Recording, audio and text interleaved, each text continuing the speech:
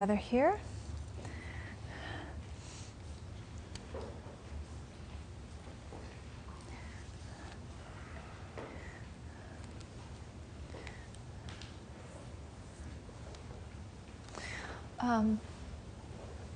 So I'm interested, as we think about, so we've been thinking here about a lot of different things, and I'm sure at this point you've come up with a number for yourself, not things that I've said, but you've come up with a number of guideposts for yourself, at least one, I'm sure, for how to enter, for how to move off the horizontal line, off the horizontal time bullet, and to start to encounter the other dimension of the interiority, that which is beyond our conventional sense of time. And it would be a nice offering both to ourselves, each of us, to hear ourselves speak it, but also to others to just offer maybe one of those that's come to you. And you don't have to, of course, but if you have one that you'd like to offer that maybe you always knew, or that was a surprise to you that came up, now would be a nice time to do that. So if anybody has anything, yeah. Today every now and then I'll, because most of my life I'm kind of in my own world, doing my own thing. And, for me, generosity is to do something really outwardly generous really actually has me get in touch with that inner world.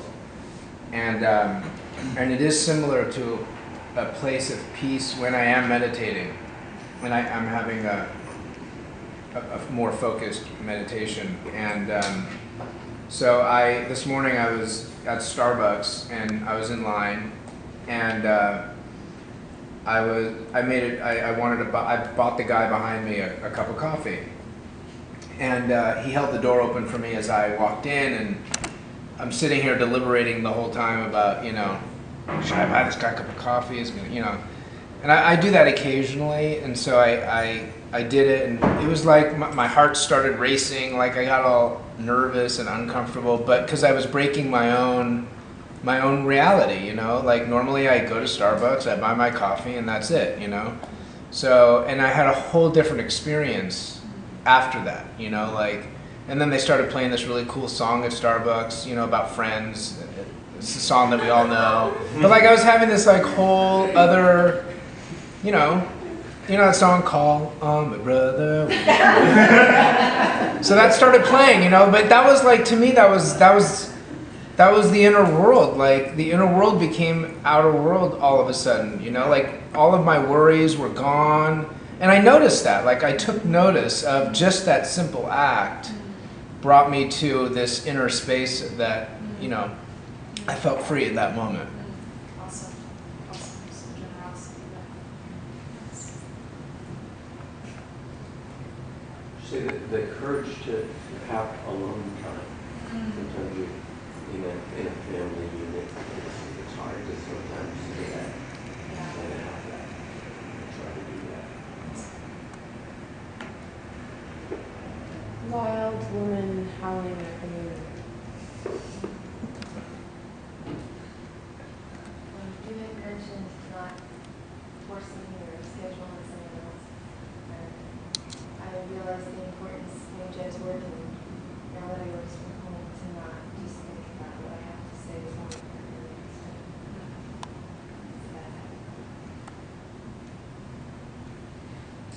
I had two thoughts. One thought was that this practice of respecting others' interiority is a good practice to get the muscles ready to respect my own from the devil, the biggest devil of distraction, me. So maybe I can give it to others and give it to myself. And then when you talked about the teacher, my teacher spoke very generously to me, and he said, David is trying. He is questioning his habits. wants to change, he will have to choose changes that his satisfied self will not want to give up.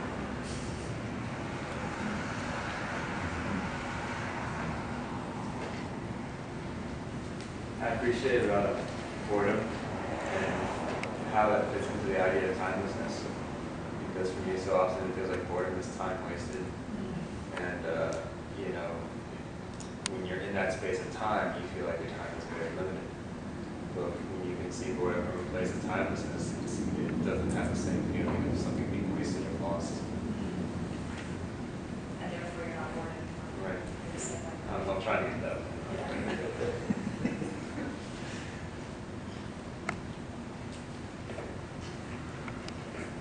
I think I've been reflecting more and more on things that I have been doing and realizing how they have been working for me and creating opportunities for me to listen. But now just coming to a place where I could acknowledge that. For instance, writing and music and drawing are all create spaces for me to be quiet and listen and tap into a certain state of listening that I have been doing with those. And now just acknowledging that and kind of celebrating that feels good. Yeah. Yeah. I mean, that's such a major part of what Caitlin was mentioning, that we have a practice long enough that we can see the fruits, and then this is a key moment to then actually to notice that and say, oh, this is enriching my life in a positive way. That re-energizes the ability to go deeper, because of course as we go deeper, we'll hit walls, we'll break through walls, and so each time you can really say, yes, this is working. Let's keep going. Yeah, it's good.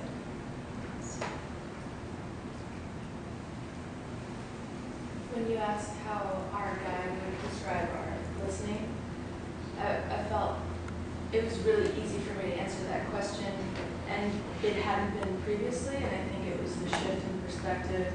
I was able to be objective about it and to be honest with myself that way, and I don't think I had been previously until today to really pinpoint what it is that I'm doing and what I'd like to be doing.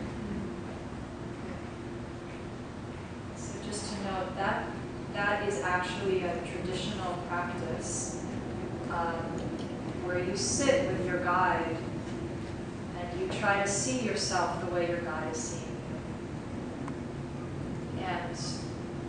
And that's a quality of love and acceptance and generosity and support that we often don't give ourselves.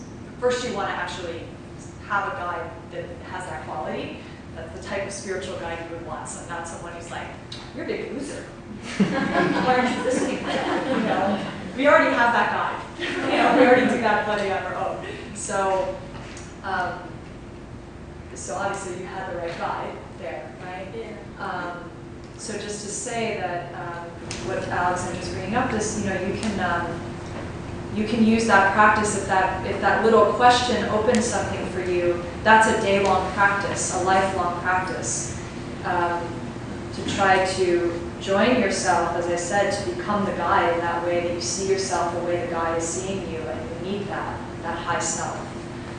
And so there's no fear then. It's not criticism. That quality of love is not criticism. So they may say, I was saying to David during the break, when I wrote from the perspective of my guide, I saw myself go, well, I know what I need to do. It was things that I'd written many times. And of course, that wasn't the quality that the guide was writing in, but that was the quality I took on. And I said to David, well, I just need to have more discipline to do these things that I need to do. And he said, now, probably if your guide was speaking, they'd say, let's acknowledge that Mira is seeking a way to have more discipline, trying to find a way to, incorporate these things into her life more deeply, and to just see that. Of course, he's my guide at that moment. So, to see that moment Whereas, as you were saying, like if we were saying it to ourselves, it usually comes with an energy. It's like, well, I don't want to do it, you know, because the way we say it to ourselves doesn't really inspire actions that often. So, so we can use that practice of seeing ourselves from the guide's point of view, and of course, that is you. It's not the guide, you know. You sit there and you say, well, my guide's going to say something to me about listening. Who's telling you that? You're telling you that. So this is part of the practice of interiority, is to recognize that we can have relationships between multiple selves, to open some space from the big block of self that we feel all the time, that we have many selves that we relate to. So to first recognize that, right? As we go internally, we go, oh, I have this type of self. I have the self that likes to eat ice cream at night. I have the self that wants to come to Mahasuga. I have the self that wants to meditate. I have the self that just wants to sit there and pick my scabs. You know, I have all kinds of selves. Now that I recognize that, and I have that level of awareness, and I've practiced my prayer, my observance, my meditation, whatever you want to call it, enough that I have stabilized that awareness, enough that I can sort of witness all those selves working, then I can start to discern and say, I'd like to grow a relationship with this self, my guide. I'd like to spend more time in that relationship, and maybe less time with the self that is blaming other people for my problems all the time. I'd like, you know, out of your own discernment, recognizing that you have the options because they're all within you, right? So, yeah, I didn't want to get off track. I want to hear what other people have to say. I'll have other things to say. Yes, sir. Would you say that this word you call listening, would you say it's a fair synonym to use the word being available? Yeah, I think you could say that. Yeah, absolutely. Like that point in shamatha meditation, when you move to the point where you just move to your mind and you notice things come up and you let them go. Is that what you're defining by listening? Is that a I part think of that's a way to talk about it. That's a very meaningful way to talk about it. Yeah. I mean, I think there's many, in a way, synonyms we could bring up for it, but I think that's a very apt one. And just to say also, the quality of availableness is balanced by intention.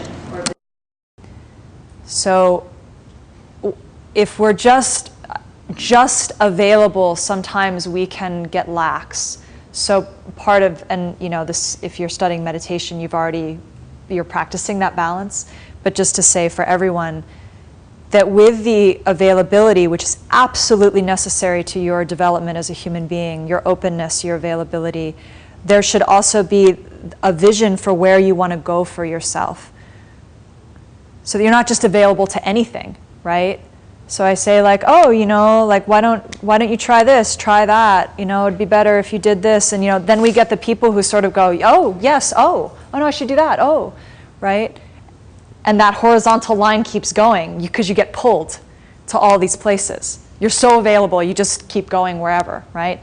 So there needs to be some sense of grounding of, I have a vision for myself where it is that I want to move as a human being, and then I can intuit from the energy of that vision, I can discern, because I'm available, that when an opportunity comes up, this would be the right opportunity for me to move towards. I'm available then to move from the vantage point of my vision. Is that making sense? Instead of just availability, which we can get lost in easily, okay? But it's a key trait. What else came up for people? I think in this remaining available, that is one of the places I find my truest self. Because I spend a great deal of time with other people and listening to them, that if I get out of my own way and I don't come in with preconceived notions or theories, or when I can just get out of my own way and just kind of sink into myself, I see more clearly, I hear more clearly, I feel more in touch with myself, I feel almost transcendent those times that I can do that.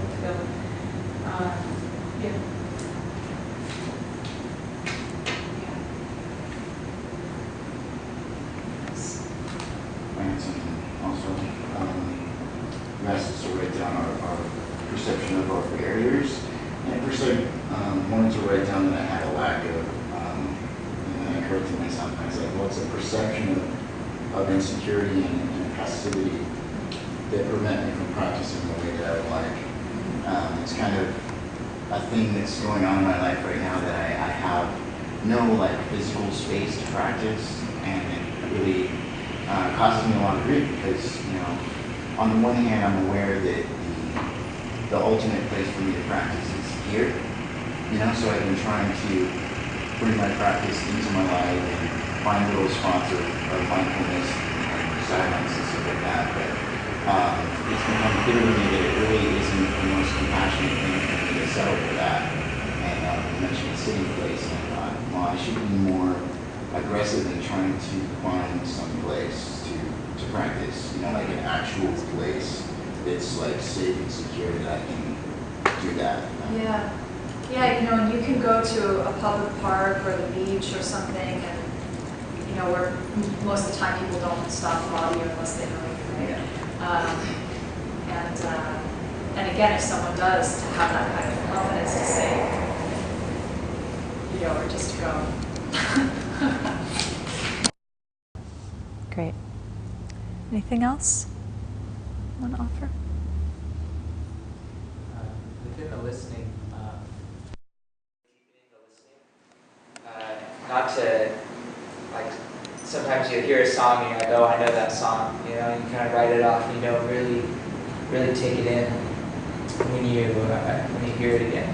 And that can, I think that can apply to like people and all these things where you're not really, it's like I've heard this story before, but you're, you know, it's new. Every time you hear something, it's never happened before. Yeah. Because that time is, you know, Yeah. ever changing. So, Yeah. so it's something that occurred to me. No, that's really great. I think before you came in, we were talking about repetition and our, you know, I was talking about often the fear we have around repetition, but I think this is really great what you're bringing up because there's also a dullness that we have around repetition. All out to things that we've seen or heard before, and certainly part of our practice is to awaken from that dullness. Because in that, I'll go back to this for a second because I'm going to talk about one more thing before we break today. In that, I'm going to use the thin pen because I think I don't want to mark the wall. You know, in this vertical time space, we're not, again, we're not sort of moving forward into anything. So we're just going down into one. We could think of it as repetition, but in a way it's something that's beyond time, is not creating anything new. So just to say, last little step here, so we'll just remember this. So we have our ordinary death, we would say, and we have a sense that our ordinary death is coming. We don't know when. Probably we have a feeling like there's some time. If we're really honest with ourselves, there is a feeling that we have more time. And that's an illusion, and therefore it causes us suffering. We also have the illusion, as I mentioned earlier, that other people have more time. So when they don't, it rocks our boat in a big way often, right? My half-sister's mother died yesterday, and my father's first wife. And she wrote me an email today and said, well, her mother was 91 or 92 or something, and said, well, you know, I wasn't that shocked because I've been mourning her for a while now because she's been sort of actively dying. So that sometimes happens, but that doesn't always happen for us, that we sort of get that much time with someone to the point that we're like, they've lived a full life, you know, like now I've come to sort of take it in. Most often it's ripped away much faster than that, you know. a friend of Brian and I, his wife's mother died. She was diagnosed with cancer and given, what was she given at first? 8 months, and then like went into the doctor, and then they were like, no, 3 months, and then went into the doctor, and they were like, oh, she's gonna die like in a day, and then she died. You know, so it's so interesting. Like we hear those things, and then we go, oh well, I have 8 months. It's all illusion. It's all illusion, right? So the first step in the Lam Rim, first official step, and I'll take you through this meditatively in a moment, is a recognition of our impermanence in the form of our own mortality. This is where our spiritual path goes. So as we open the inner door, the first thing we encounter is our own impermanence, always, okay? Now, there are many ways we can talk about this, and I think a number of you, probably more than half of you in this room, we had a whole retreat on it last year. So I'm not going to talk about it in a traditional way, but if you're interested, is the audio from the retreat up online? It's on my site? Okay. So I'll write up my site before I go. If you're interested in listening to any of the traditional meditation, you can go and listen to the audio from the retreat. And for those of you that weren't at the retreat, we have a few cards with the traditional meditation on it. It's pretty straightforward. You sit down and you go, my death is certain. And then you deal with all of your objections to that. So you say my death is certain, and some part of your mind goes, yeah, I know my death is certain. Let's think about something else. Right? So it's not so much about the thought. It's you're trying to generate the experience of you're living in your life going, I know that this is going to go. Not in my mind, in my experience of my reality. I experience this horizontal line. I know that that's impermanent. And that is not me. I'm not identifying as that as me, okay? Which is actually, that's a later step. So my death is certain. And then secondly, the time of my death is uncertain. So then it goes a little deeper. So then you sit down and you go, I don't know when I'm going to die. And again, some part of your mind's probably going to go, yeah, but you'll get through this meditation. I had a student who was working on this meditation. I had given him this meditation to do over a period of months. And he came back to me after a few months and he said, well, I'm having a really hard time with the time of my death being uncertain. So he said, I can kind of sense that my death is certain, but I'm having a hard time with that one. And he's like, so I'm just imagining myself getting older. And I thought, well, okay. And I mentioned it to my teacher, who's much more sort of wrathful than I am. And my teacher said, well, he's missed the thing completely. He's missed step 1 and step 2. Right? Like his mind has just circumvented that and is going like, I'll probably die, but I'll die later. So let me just think about myself getting older, as if he has any certainty that he'll get older, right? So these are very, they're meant to confront you. They're meant to throw an impediment sort of up in your mind, right? So my death is certain. The time of my death is uncertain. This is the traditional one. I'm just giving you it. Oh, I think he was saying he sort of missed my death is certain in the sense that he was like thinking still like I'm going to get older and I'll die someday, you know. And so then the third one is that you think, given the fact that I will die and that I don't know when, what is going to happen? What is going to matter at that moment?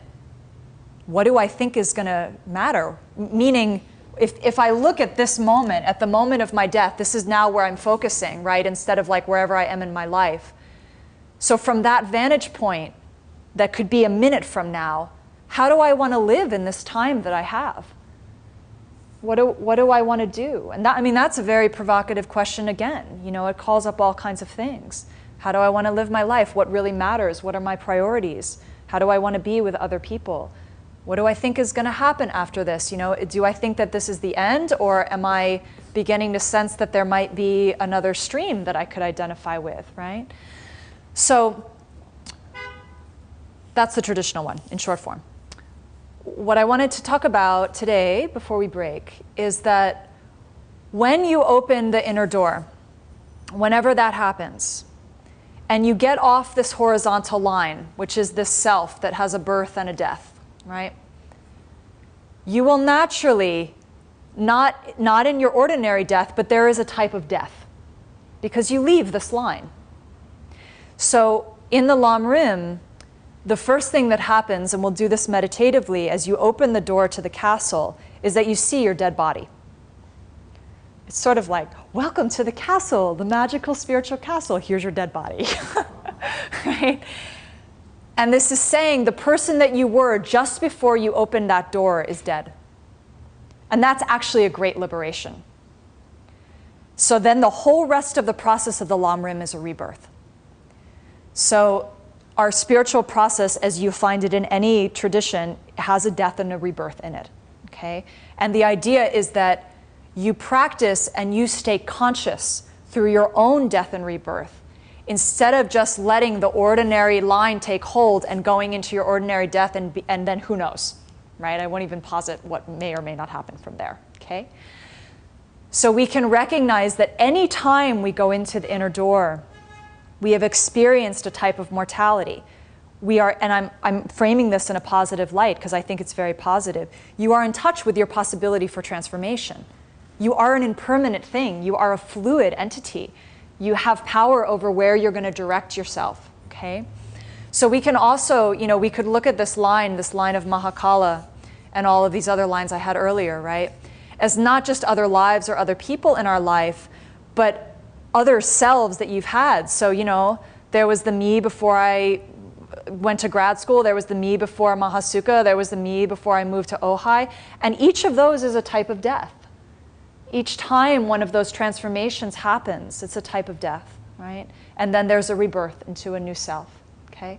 So that we can start to recognize that this is happening throughout our life, and we can, one, take some agency over it in those fluid moments, in those moments where we're sort of in between lives, in a way, right? Which in a way is every second, actually. But oftentimes we can sort of block them out. And then also, if we can start to recognize this pattern within our own life, at least in my personal experience, I become much more relaxed about this process. Because I go, well, I've actually died many times. I've made major transformations already in my life. I mean, even just looking at my body, I'm not the body I had when I was 5, right? It's a whole different being that's here. And yet there's that feeling, right? Like it's still me. I'm still here. Who, right? Who is that, right? Who's that line? So our practice, the first step is the recognition of our impermanence. And I want to tell you a little story, and then we'll do a short meditation and a little bit of writing, and then we'll end. So this story is from the Mahabharata, and it's a story of Shiva. And Shiva is known in the Hindu tradition. Shiva is both Kala and Mahakala in one. So it is the energy, the being, and Shiva's known as the great being, the great God. And the idea is that time, just as we're looking in this paper, time rests in the vastness of time. So Shiva as time, as the creator and destroyer, the energy of creation and destruction, rests in the Mahakala, the stillness. So Shiva has two aspects that often come up, and probably you've encountered them in some way or another. There's Shiva as the god, the dancing god, the god of destruction and creation at once.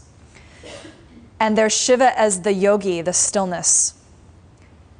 So Kala and Mahakala, and those are one entity. Okay. So this is a story about Shiva and his encounter with a rishi, who's a type of sage. And I read this fairly recently, a couple months ago or so. I just was really struck by this story, so I wanted to tell it in this class. So the rishi's name is Mankanaka. And he's been practicing for a long time. is a strong spiritual practitioner, very much in himself. He's been rarefying. He's been like that angel, holding his practice strong, and has achieved quite a bit of purification in his being, has been able to pierce through to other spaces, and been able to start to sense this unitive nature between himself and other things, so that he doesn't so much feel himself as separate anymore from other entities. And he's in the forest one day and he's practicing, and he puts his hand down and he cuts his finger on a piece of grass.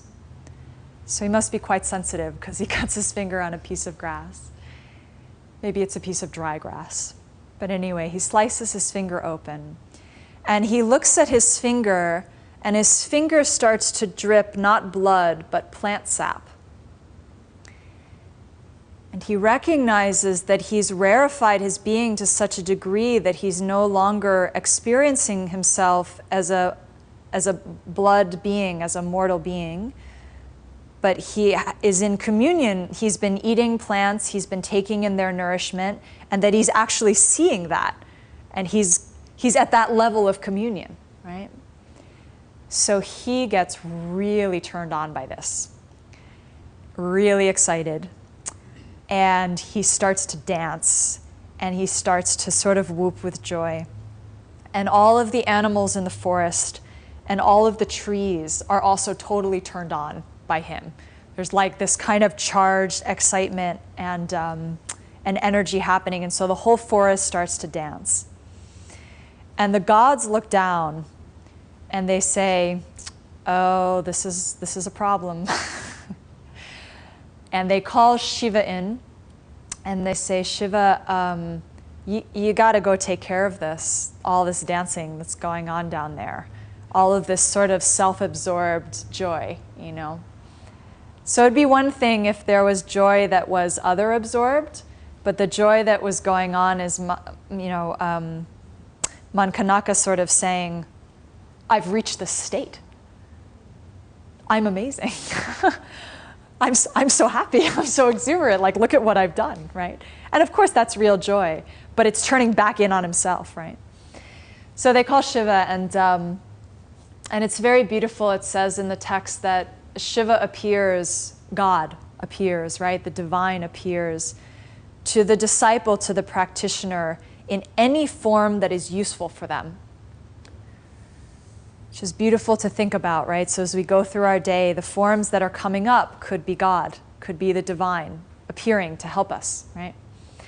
So Shiva appears to this rishi in the forest and appears as another ascetic and says, "Well, you seem very, very excited. What happens?" And Mankanaka tells him the story and says, "I cut my finger and I got plant sap and I'm a plant. Like I'm so rarefied, you know." And Shiva says, "Wow, that's very amazing. That's a very high attainment that you have." And he holds up his hand and he slices his hand open. This is Shiva, slices his hand open, and ashes begin to fall out of his hand. And Mankanaka is taken aback by this vision, and he realizes that he's witnessing a deeper potential of his practice, and that he in fact is in front of Shiva, and that Shiva is offering him the possibility that he could be in union or communion with the passing nature of all things, with the mortality of all things, and that that's actually a deeper space, the ultimate space. And what they say in the text is that the ashes, the symbolism of the ashes, is that Shiva is showing him that there's the possibility to dissolve himself into himself completely, to burn the whole world. It's a dissolution meditation where you take the whole world into yourself, your senses, all of the elements, the mind and everything, until there's nothing, until you're free. It's all gone to ash, right? So that as a physical entity, the ash is representative of that, but of course it's even beyond the ash. In some versions of the story, Shiva actually just rips apart his whole body and just falls as ash in front of him. And so, to sort of say, you're getting caught up about this one little thing, that's where you want to go, okay? And Mankanaka bows down and is totally humbled by this and is sort of knocked out of his stupor that we, can often get into. It's like, I held my mind in meditation for a minute. Oh yeah, And there's nothing wrong with celebrating where we are in the path, right?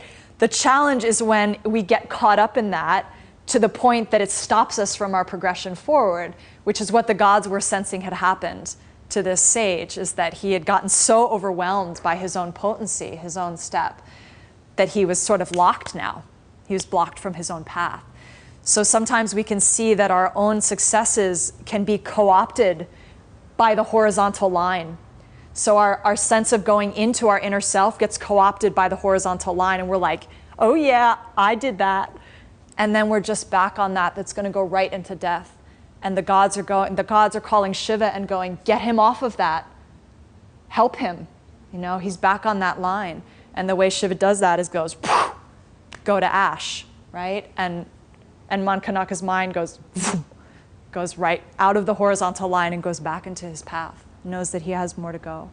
So also what's so moving to me about this story is this idea of how we can connect and feel compassion and empathy for other things. So, it's quite an extraordinary thing to think that you could be so empathetic with the life around you that you would bleed like a plant would bleed, right? So to me, this points towards a type of awareness of the death meditation that we can go through our day in, that when we're with other beings, and certainly when we're with ourselves, that we're with them in their impermanence, not in their permanence, which is what we sense most of the time, right? I look at Sandy, I look at whatever, and it's like, she's going to be here for a while. That's my feeling. It's my gut feeling. It's an illusion. You don't have to think that long about it to recognize it's an illusion. You might have to practice a lot longer to actually shake yourself out of the illusion. But you can sort of sense, what would it be like to go through my day and encounter people as ash, as that level of openness? How would I live my life differently? If I recognize that this might be my last moment with someone, this might be their last moment, would I change? Would it change me, right? So how deeply can we commune? How deeply can we be empathetic with others? How deeply can we open our heart? And the story of Shiva, what Shiva is saying, is the most compassionate, the highest rarefication you can have of your heart is to connect with the impermanence of another, to actually see beyond their current self. And to think about, of course, what would we do in those spaces? So let's do a short meditation, like 5-minute meditation, and just to sort of cement that in.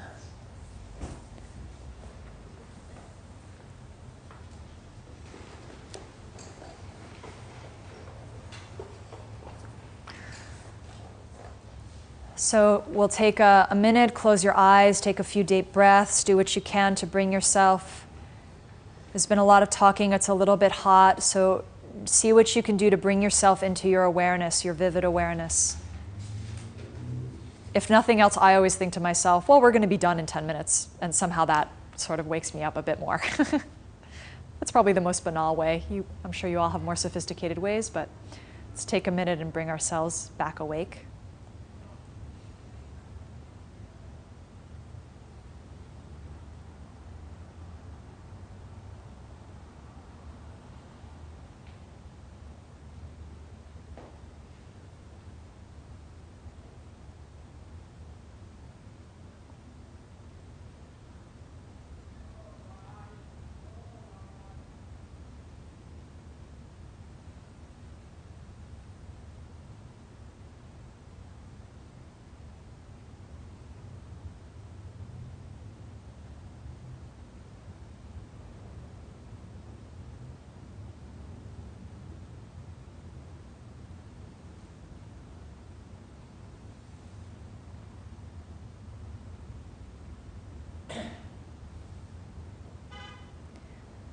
So now bring yourself back into the story that we started with today.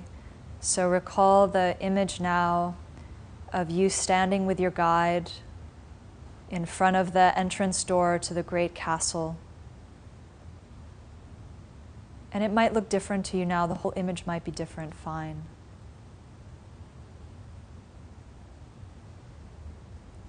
Reminding yourself that the castle is your interior self.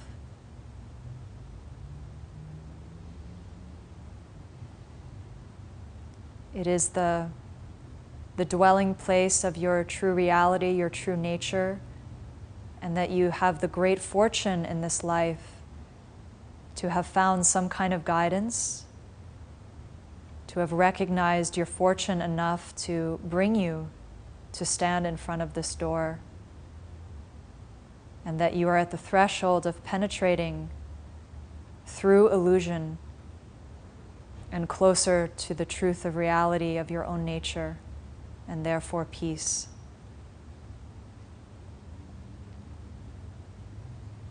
And take a moment and look at your guide. Sense how much they love you, the compassion with which they see you. Sense that they are there only to support your journey.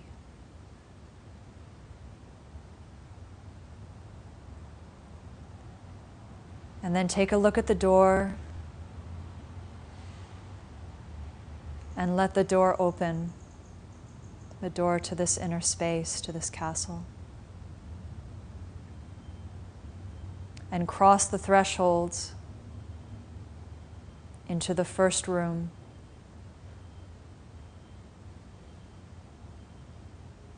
And know that as you cross that threshold, you have left who you were behind. And therefore, the first thing you see on a slab in front of you is your own body, still and past. And take a moment here in this encounter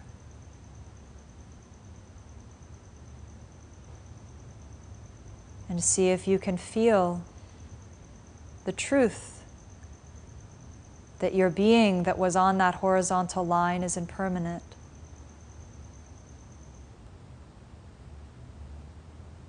And that there is another self to commune with that is not held in the line of time.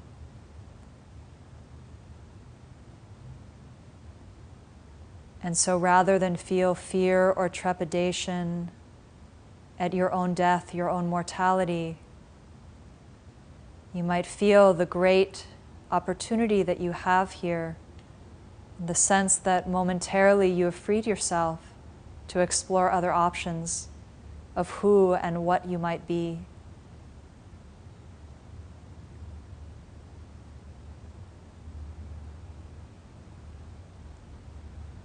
See if you can sense within your very body, heart, and mind at this time the truth of this impermanence, that you are not a fixed being. In fact, there is nothing permanent about you, the self that we usually cling to.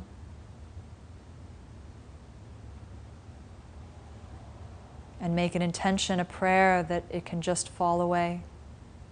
As easy as it was to just cross that threshold and leave your old self on the slab in front of you.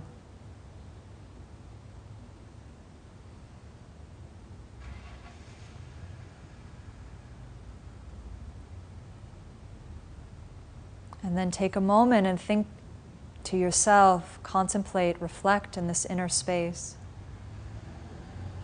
How is it, if you are this impermanent, your death is certain, and the time of these deaths, not only your physical death being uncertain, but the possibility of your spiritual transformation, constant, available all the time for you.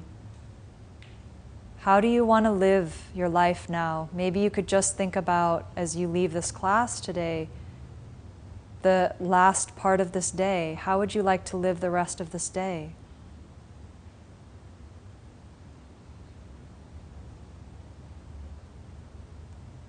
standing here in the inner castle at the first threshold, the first offering, the first practice, the recognition of our impermanence in the form of our own mortality. How does this change your life?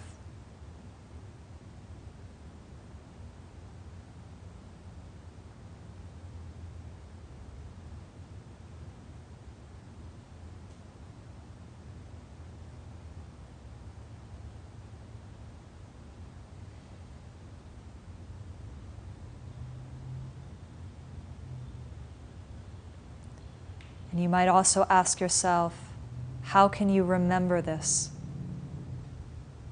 This space is always available to you. This room in the castle, this image. So as you leave and your mind habitually clicks back into old habits that are forgetful, that are grasping to the illusion of permanence, that are stuck on the arrow of time, barreling ever forward, how will you remember this?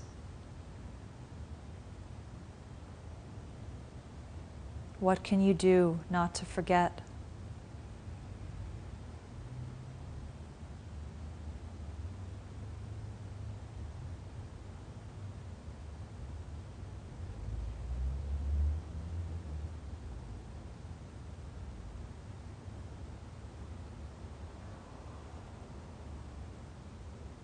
If this moment is happening in a way all the time, if we don't know when we're going to die, we could think every moment is our death. That would be an entrance into that vertical time. To be, as we were saying earlier, accepting, open, to allow ourselves to fall away moment to moment.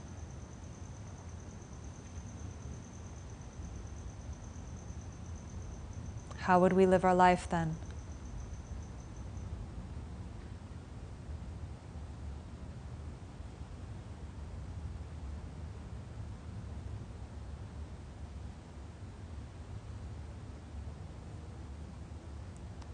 So before we leave this room, make a prayer in your heart. Make a way, an intention not to forget.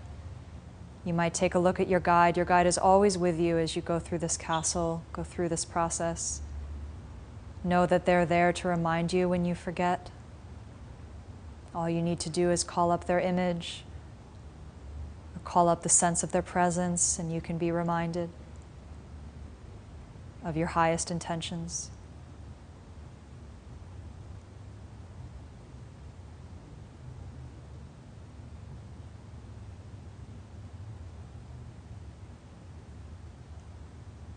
And then very gently, very slowly, taking time not to rush your transition, knowing that that inner space is always within you even as you come back into the room.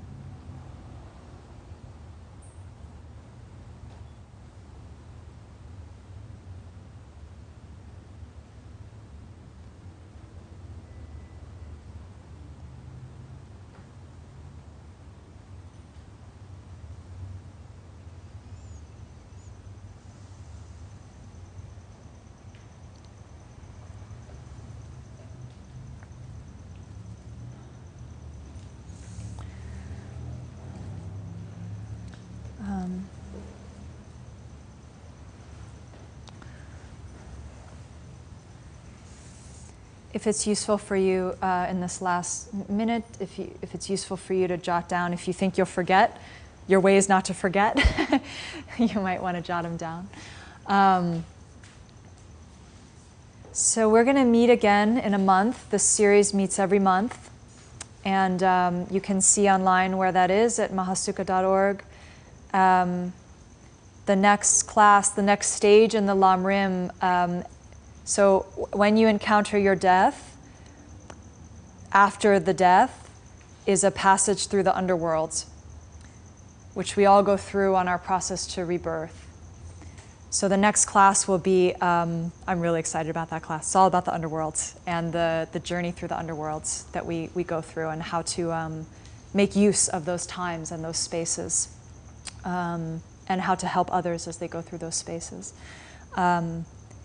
if you so choose, if it's useful for you, you know, a little sort of, not homework, but offering that you can take for the next month, simple, is to just see if you can shift the emphasis for the next month until we meet again. It's not that long of a time. To shift the emphasis from the outer to the inner in your life. That's all. And you can do that in any way that is meaningful to you. And part of that process will be to identify and perhaps start to work or develop a different relationship to the distractions or the things that hold you on that horizontal line to the outer world as you shift the emphasis, okay? And you're more than welcome to email me as you go through the month. I'd love to hear what discoveries come up, or, you know, as you're shifting the emphasis, if questions come up, I'm available to answer any questions. So feel free to email me. It's just mira@mahasukha.org. I'll write it up there. And again, I really am very grateful that you made space in your day for this. It makes a difference in my life to know that other people are thinking about these things, and it helps me have confidence in my own path when I doubt, because I think, well, I don't know, 30 people showed up today. They're trying to do it. I'm sure they're having the same challenges, right? So thank you again for coming, and if you have any questions, I'll be here for a bit of time, but I want to end on time. Thank you to everyone online who came and watched online. Feel free to email me if you have questions, or ask questions now. I'll hang around for a bit. And have a beautiful day, enjoying your impermanence. Thank you. Yeah. Oh yeah, you want to say a quick thing?